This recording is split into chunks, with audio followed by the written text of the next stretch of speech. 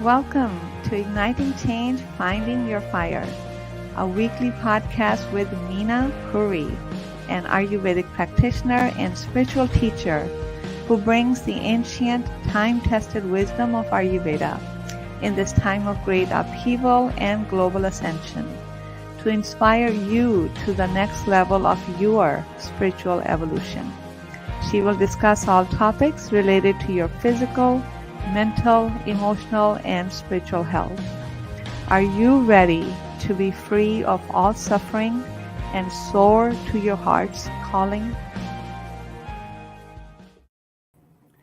Hello, everyone. Thank you so much for being with us today. I am very excited to have a special guest on the show. Her name is Andrea.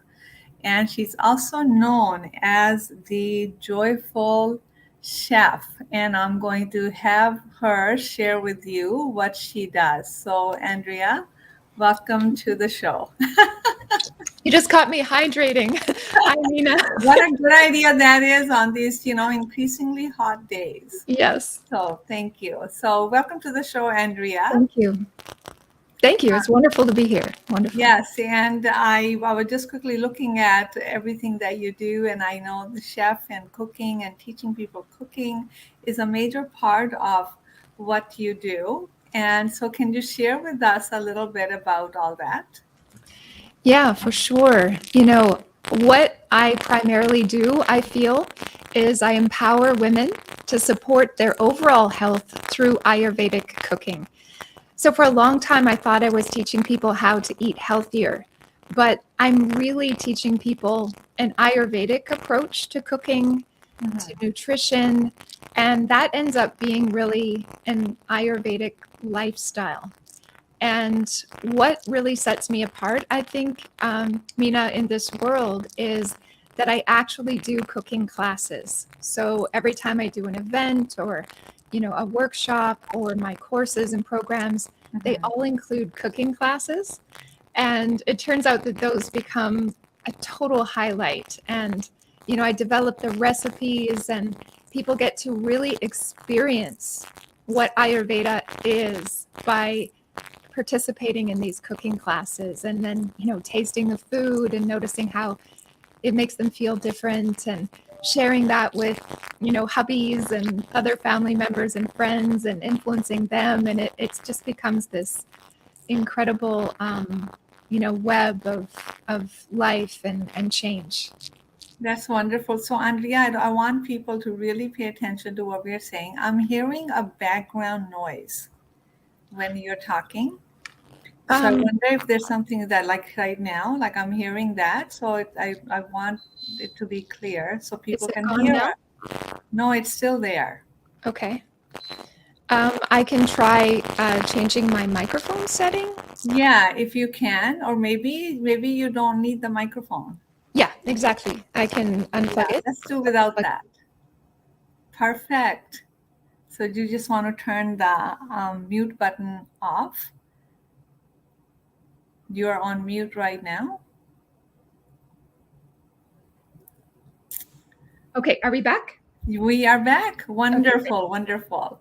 So, that's, I know, so I just want to summarize. So you do the cooking classes along with your events. So people really get the experience and it turns into, Ayurvedic cooking. Yes. Because that's what you do. And it's a wonderful thing to share the meal with their family, with their loved ones. I absolutely love that. I think, experience and connection is what we are in the need of. Yes. So that's a wonderful thing. I remember way back when I did, I did cooking for my own meditation retreats. Yes. I created events around cooking where I served people a meal that I prepared, and I've taught numerous cooking and nutrition classes. Yes. So it brings back memories of sitting on our deck, eating the meal, and I know people would feel so loved and so connected and just joyful. Yeah, actually, just last week, I had a beautiful opportunity to meet a virtual client in person and have them over for a meal. She lives in another state and she was traveling through. and she came with her husband. And the two of them, the husband surprised her and did the Ayurvedic cleanse with her this spring and lost about 30 pounds. And he came and he was just singing my praises. He was singing the praises of the food and going on and on. And it was so incredible to see the impact on the husband, through, caffeine efforts and the changes that was making, the follow-on effects. And it was just amazing. Yeah. That's wonderful. What did you make? Oh gosh. So what I made was actually a very special, guest dish. It was a wild mushroom tart. So wild mushrooms with some creme fraiche and a little bit of egg yolks, homemade pastry. So very rich, very special. Oh my goodness. Along with that, I did a celeriac and potato mash. So mashed potato with celeriac added, which lightens it up and adds additional fiber. We had Swiss chard and some red pepper and a beautiful salad to go with it. And then I did a peach crisp. So getting the summer in there with the beautiful peaches that came from Georgia. That's wonderful. That's wonderful to know, because many times when people think of Ayurvedic food, they are limited to thinking it's Indian food. Right. Or you have to cook with certain spices only. But Ayurvedic nutrition is about understanding the deeper Ayurvedic principles behind the using the food. So it's really applicable to foods from all over the world. What would you say that to dishes like that you just prepared, that you prepared for your guest? What is the twist in it that makes it Ayurvedic? Oh, wow. Interesting question. So you're right. Because I was having this special guest that I know was a kind of a meat and potatoes type of guy, I specifically designed this menu to have nothing to do with Indian food. Right. And so what makes it Ayurvedic then is the fact that I paid attention to the sourcing of the ingredients. So I looked for high quality ingredients. I mentioned the peaches that came from Georgia. So first of the season peaches, it was actually the summer solstice. So that was a celebration of summer. So the seasonality aspect. And then the fact that it was a special occasion, having a special occasion dish like a homemade pastry or tart. So that's not everyday food, but it's special occasion food. And it's important for people to understand that you can still have all the foods you love when it comes to an Ayurvedic lifestyle. And of course, I added plenty of lemon thyme from my garden. So there's another aspect. It's coming from the garden. And it's a fresh herb. So it adds pungency and digestive support. And of course, the black pepper was in there, the nutmeg. So making sure that the use of spices were there. And then with that rich tart, we had plenty of cooked vegetables along with. I mentioned the mashed potatoes. And, mashed potatoes on their own are a little heavy. So adding that celeriac, also known as celery root, it's this gnarly looking vegetable that a lot of people might not have used, but you just peel it, and I just cut it into pieces and boiled it along with the potatoes and then drained off the water, mashed it up. And I used yogurt to flavor the potatoes, instead of milk. So yogurt is a good combination because it's sour, whereas milk is sweet. So sour goes with the more savory taste in the food. And so, there's a lot of things. Go ahead. I love all of that. I love that very unusual food, like maybe unusual from the Ayurvedic perspective, or people think that it's Indian food, but it's your normal everyday food that you turned into Ayurveda. So number one is really all the factors that you considered is about consciousness of the cook. Yes. Right. Yes. And so you're conscious about the taste. Yes. And if it's pungent and astringent, you're conscious about the digestibility.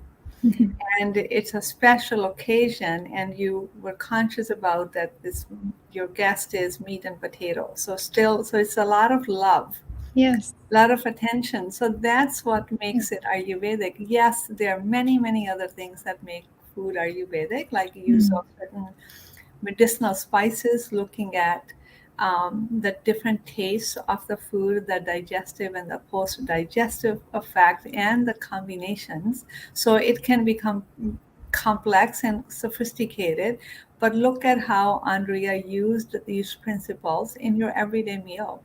Hmm. I mean, people eat meat, people eat tarts, people eat mashed potatoes. So how can you make it more healing, really? So in Ayurveda, food is medicine. Hmm. So when we put the consciousness, the open heart, the compassion, the little bit of thought process in combining the food, there you have it. Food becomes healing, and I'm sure your guests just loved it because they could taste the care that went into the food.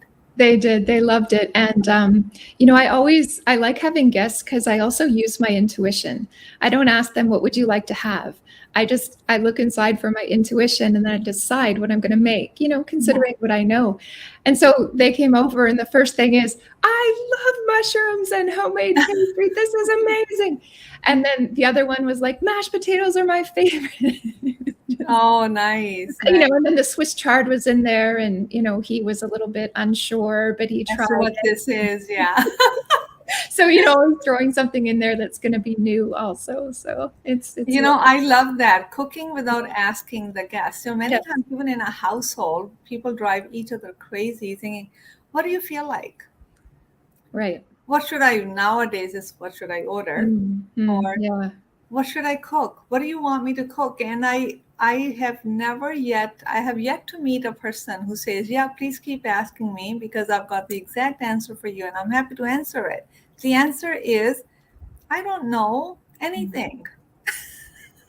What do you got is my What husband. do you got? So hence the total uselessness of this question, because Yeah. as nobody knows, Interesting. right?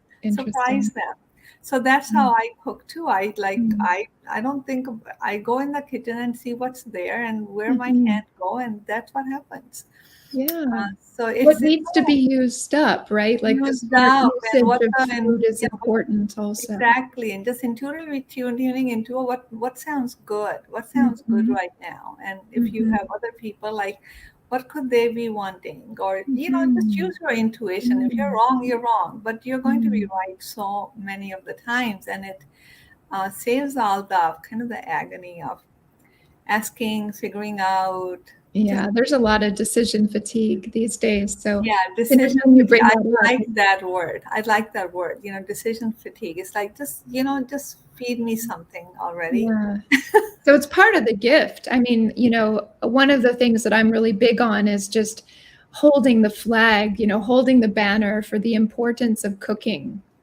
Yeah. And cooking for ourselves, cooking for others. Hmm. Um, and the cooks then really need to be honored. We need to honor ourselves and we need others to really honor us as well, because there is a tremendous amount of effort that goes into that. And Hmm. you just mentioned decision fatigue. Like, my husband is the luckiest man in the world. He just gets to focus on his things and then he gets all this beautiful food, doesn't have to think about it. Like, look at the gift that the I know. cook is, in the world, all the cooks. It really is. It really is. There is a decision making, especially when you're cooking for others. Yeah. You have to take care of their likes and dislikes, and Mm. they are eating what you are cooking, so you also want to make sure that they get the nutrition, There's a especially if they're family responsibility. members, right? It's a responsibility. I remember Absolutely. cooking for my son Yeah. and wanted to make sure that he gets this, he gets that, he gets Mm. this. So Mhm. it is a big responsibility, and not to mention, all the love Mm. that goes into. And I remember my son, like, he would never just take the food. He could just say, Mom, can you put it on my plate? And I know many times, in the Western culture, we think, let them serve themselves, but they're missing something important. I Yes. think food says love. Oh my gosh. So the first time I went to India, my husband is Indian, my last name, Hayley-Sankaran. Uh huh. So Actually, going to India is what brought my life and my story in relationship to food full circle. When I observed my mother-in-law and how much effort she put into the daily cooking, and in particular, how she cared for her husband and two sons. Mm-hmm. So, what you just mentioned, it just shocked me from a Western point of view that she was willing to serve them individually. Yeah. So, you're not ready for your meal yet. You're doing something, but you are. So, I'll serve you every single dish. And she serves, right? She's not eating with, she's attentively Serving. serving. Yeah. And then she's completely fine to do that again and again And again. for the others in a same meal. Like instead of everyone who's just willing to do that. And like in my mind, I was just flabbergasted, Blown away. Yeah. blown away because it's so much effort, and then you see, yeah, this one likes ghee, this one likes sugar with his ghee, this Mm-hmm. one likes more of this one's likes. So when you speak like that, I know what you're talking about. And it is, I think, very different from the Western. Very different. And I think that, like, I know parents, like, teach them early, tell them to make their own lunch. And, and I thought, like, what's the point? What's the point if everybody's going to live like an individual island in a household? What is the point of the family? So I enjoyed, because then I made sure that he gets what he needs. And I remember my son even saying, it's like, Mom, can you make the toast? Yeah. She knows how to make the toast. Yeah. And every now and then I'm like, no, you need to make your own toast. But I know why he was asking. Yes. Because there's nothing like a mom giving food on a plate and just giving it to you. And he goes, no, can you just put it on you know what I like, can you just put it on my plate? And he liked that. And I think we really need to come back to these subtleties in our daily life that bring so much joy, Yes. connection, and love to each other. There's so much emphasis on each man for himself and independence. And, I think we may go over the board where we're getting disconnected. Are we getting disconnected? So food for me actually is about connection. It's also about humanity, our humanity. So I actually alluded to like my story, just quickly, I'd love to tell you Yes, please. how it is that I came upon cooking. I was only 21 years old. I was taking a break after 2 years of university, and I traveled to Central America for 2 months. And I was traveling among the locals, living among the locals. And I'm a very sensitive person. I didn't know it at the time, but I was just blown away, shocked, and in awe, first of all, of the people, of their presence, of their generosity, their happiness, their joy, their authenticity. And the second thing that I was in awe of was the food. So the fact that we only were eating what was locally grown, locally cooked, very, very simple, coconut bread, fried bananas, eggs, lots of fruit. And somehow in my young mind, I made the connection between the two. Present, happy, joyful, and food. Authentic people eating simple, locally grown, freshly prepared food. And I came back to Canada, where I was living, just with a bee in my bonnet, determined to change how I was living. Ended up getting disheartened and disillusioned as to the society and my schooling. I quit and determined to look inside myself, and was wandering through a bookstore one day, this was before computers, and came upon A Life of Balance by Maya Tawari. Oh my gosh, I love her. I love her books. She was talking about cosmic memory contained in the food. And that when we eat the food, we're connecting to the cosmic memory. And this just spoke to me like anything. I started cooking for the first time in my life. I was not one of those people who were taught by their moms. My mom didn't really enjoy cooking. Just started cooking. and making that connection. And that to me was just completely life-changing, helped me to solve all my stress, my anxiety, my confusion. It started to make me feel calm, and cooking for me became an act of nurturing inner peace, really.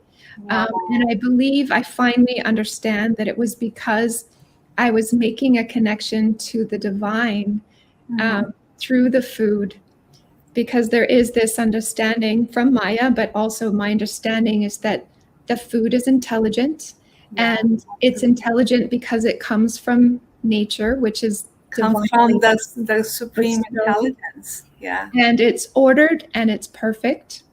It was given to us in this natural state. And so that's why in Ayurveda, we always emphasize getting the food as close to nature as possible, so that it's as close to that natural state as possible. And then that idea that that food is all we need. It contains all the nutrition that we need for optimal health. It contains the intelligence of self-healing, that we can have everything we need. So for me, that cooking then, not just the connection, the divine, but foundational, right, for healthy living. It really is. Wow, what a story. You know, what a story. It's one thing to come from kind of a food cooking background, like I have, but I didn't really cook in my younger years, but there was always food around. Somebody was always cooking, because that's a big deal. And then having to just, I didn't know how much I had picked up when I started to live alone. I could just cook. And cooking now is like, to me, it's like, it's second nature. I don't even think about it. I just make up stuff, and it never occurs to me to pick up the phone and order out. It never occurs to me, even though when there's nothing at home, I find something. Right?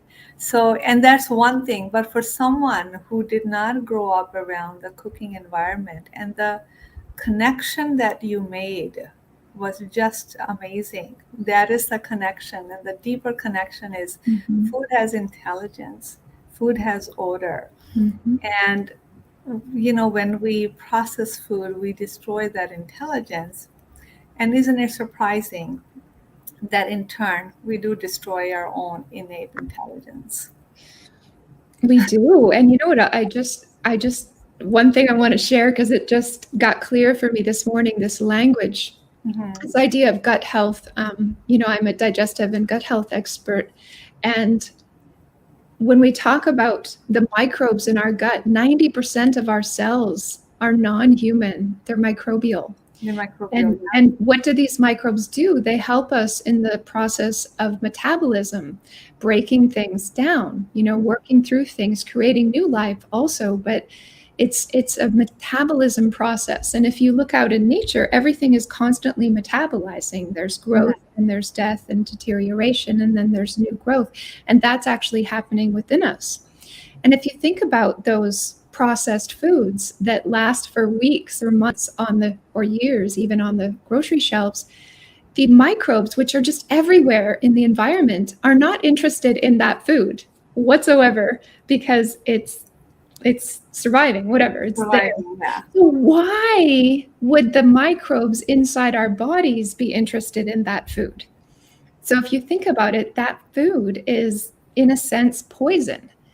You know, the microbes are not interested in that food. And so it's like a toxin circulating inside your body. And you know, that is so true. You don't really see things, you know, that is so true. You only see bugs or fruit flies around fresh food. Right. You don't really see them. Yeah. You don't see them. Like if you drop a potato chip or something, you don't really see bugs gather around that. Isn't that something? It is, you know, and so I've heard some Ayurveda experts say that, you know, this dead food is actually the source of disease in a sense. Absolutely. Think about cancer or autoimmune, it's a lack of intelligence, right? It's the cells doing something that they're not intended to do. So here we are feeding ourselves full of this food, which it has no intelligence, and it's disease producing. Food, food is one of the still major cause of disease. Sure. Can you believe that? Of Food that is course. supposed to nourish us, heal us, is the cause of disease. So Yeah. really let that land. Like, look at Yeah. what has happened. Food that's supposed to be a source of health and healing Yes. is the cause of disease. Yes. So we really need to think about, what are we calling food? Yeah. We're calling food products are not food, right? Correct. Food-like substances. Food-like substance. Michael This is Pollan's food term. look-alike. It is not Mhm. food. And sadly, the grocery stores, um, 2/3 of the grocery stores are filled with products. Even more. Even Even more. I'm more. being generous. You are. Right? I'm being generous. And Yeah. so it's filled with food products. And then you relate that to the percentage of people who are Yeah.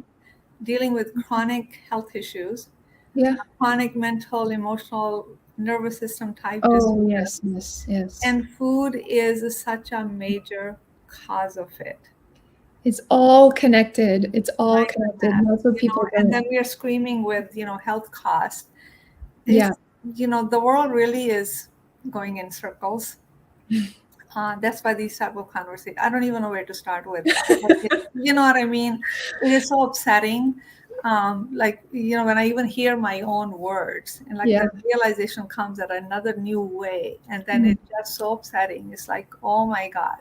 That's why these conversations are so important to have. Mhm. And Mhm. what we eat it affects, like you mentioned, you do gut health. Mhm. And digestive health is one of the pillars of Ayurveda. It's, one Mhm. of the things inevitably I work with every client, Mhm. because you can't get far without it. Well, Um, and that's a big part of what makes Ayurvedic cooking different. Different. You asked about that earlier. We cook for digestion. I We think cook that's for digestion. If the digestion is working, then it yeah. is, then it is healing. Yeah. So, and the quality of food affects what we eat affects our digestion, but so much of the emotion, the energy, and the vibration that are in the food um, affects our digestion. I remember one of the things was, okay, if you're going to eat something that's not so good for you, Mhm. say a prayer over it. Oh, yes, that's a Eat great it thing. happily, because I talk about that in my first book, Healing Your Relationship with Food. Mhm. The Ayurveda answer is like happiness, how the emotion you're eating something with Yes. has a huge impact on your gut digestive health. Yes. And because of because the fact that we're not eating real food, Mhm. guilt is part of what we are digesting or not digesting. Guilt is part of what we are biting Yes. into with every bite. Like even Mhm. when we're eating Mhm. junk food or processed food, Mhm. people know Right. it's not a good thing, but they eat it, they feel a little guilty, they talk to somebody Mhm. about it, and Mhm. they're like, oh, whatever, I can't, I Mhm. like it, the taste was whatever they say. Mhm. So, but if they ate it, I mean, guilt has found a way Mhm. in the food industry. Mm. What does what does guilt have to do with food? It should have nothing to do with food. Mm. It Mm. entered because you are creating food that is not food. You're Mm. fooling people, or you're eating food that is not Mm. food. Otherwise, what Mm. does guilt have to do with food? Food has to do with nurturing, Mm. connection, Mm. connecting with nature, and it's a gift from God, from the universe, Mhm. and it's a healing, it's nurturing, it's satisfying, it's comforting, right? These are the words that should go with food. Yeah, let We that have land guilt right and for the confusion instead. listeners. Let that land, because I think that disconnect is very real, also. Because all those emotions and all those things, they get stuck. They get stuck in the tummy, Absolutely. in the belly, in the gut, however you refer to it. And they communicate, and that's part of the microbial life in there. It's responding to all those emotions. And so, yeah, being calm, right? Being peaceful when you're eating, having that intention and mindfulness. The how, right? We often say that the how is even more important than what. Yeah. Yeah. And it's true. It's absolutely true. Wonderful. Yeah. So much can be transformed in that way. So that's a message of hope. If people are listening and thinking, oh my gosh, there's no way I can cook every day. That's just too much. Don't ask me to do that. But then you say, well, just have. It's really easy when you don't get into complicated recipes. Yeah. You let go of the recipes, because I cannot look at a recipe just because. You create, vegetables, stir fry them, boil them, put them in soup, steam them, eat them raw, right? There's only so many ways. Salt and pepper, begin with that. So more is not better. Only better is better. When it comes to food, I really love the basic, simple goodness. I don't get into, unless I'm going to do a chef contest or something. You know what I mean? I got to make this appearance and how the food is presented. That's a totally different thing. But when it comes to everyday cooking, it's really about keeping the intelligence of the food intact, the nutrition value, and eating with presence. These three things will go far in creating gut health and then your overall health. So Andrea, thank you so much for being on the show. I know that you have a summit coming up. By the time people listen to this show, the summit may have gone. But it's still worthwhile sharing the details of that with our audience, because this is just the first of many summits, and I'm sure you'll be doing more, so they can stay tuned and connect with you the next time. Yeah. So actually, if they go to my website, can I give the website? Yeah, please go ahead. Okay. It's goodgutayurveda.com. And under there, I have a link for events, and the Easy Health Solutions Summit is listed there. And the whole idea behind this summit is, what we've been talking about today. And what I find kind of interesting about Ayurveda is that the solutions are so simple. So the simplicity is there. We're talking about healthy daily habits, basically. But it's in the implementation that it gets difficult, and doing that daily. But what I believe is that if you can find the solution, the way, the approach that is perfect for you, it's individualized for you, right? We talk about individualization in Ayurveda. Sure. Yeah. And it becomes easy, and it creates ease and flow. So there's so many solutions for your habits. If you can discover the one that's just perfect for you, it's going to be easy to do. And when you do it, that's when you're going to create your, optimal health and reverse your disease. So that's the idea behind the summit, Easy Health Solutions. And we're holding the first Easy Health Solutions July 13th to 15th. But we will be having another one in January 2023. And we're hoping that the great Meena Puri will speak with us at that summit. So definitely stay tuned. Yes, absolutely. And then we might be doing another podcast soon. I think you and I would need to have more conversations. I really enjoyed our conversations. You really reminded me.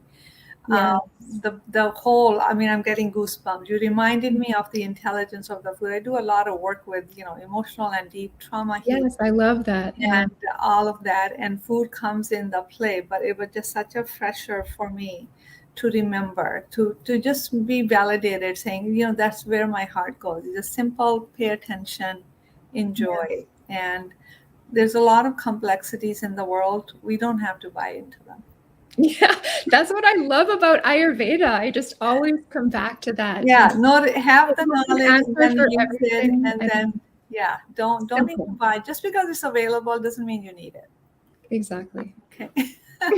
So thank you so much, Andrea, and thank you everyone for tuning in. If you have any questions or comments, I would love to hear from you. And don't forget to give us a thumbs up if you enjoy the conversation. Yeah. And also, if you feel like you want to subscribe to my channel, please do so. And until the next time, I look forward to seeing you at the next episode.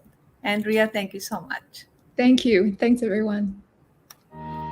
Thank you for listening to Igniting Change, Finding Your Fire. If you enjoyed this episode, don't forget to hit the like and subscribe button, and we look forward to being with you next week.